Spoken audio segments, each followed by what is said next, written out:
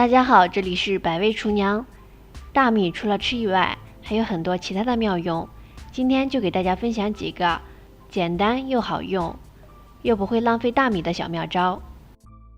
第一个就是保鲜鸡蛋。我们把鸡蛋大头朝上，小头朝下，直接插在大米里边。像这样保鲜鸡蛋，既不会破坏鸡蛋本身的味道，而且鸡蛋还会放的时间久一点。像鸡蛋表面有很多的大肠杆菌，直接放在冰箱里边的话，会污染冰箱里边放的熟食。像冰箱里边很多可以直接吃不用加工的东西，就很容易坏掉。但是我们放在大米里边，大米后边还要经过淘洗、蒸煮，大肠杆菌在80度左右的时候就会被杀死了。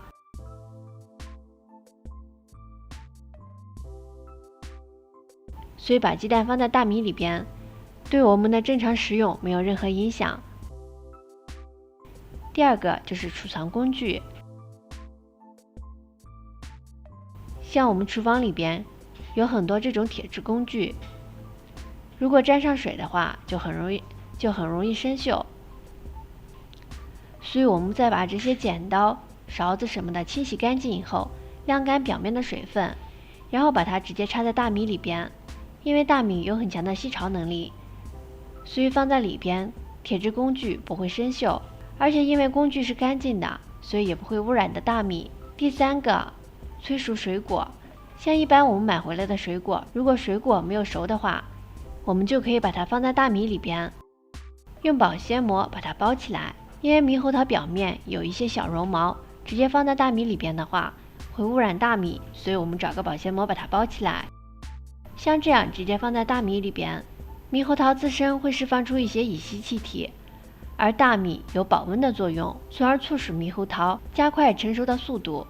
放1天左右，猕猴桃就熟了。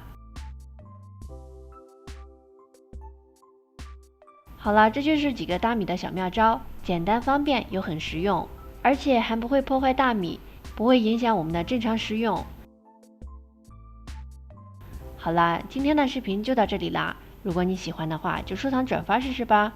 这里是百味厨娘，我们下期视频再见。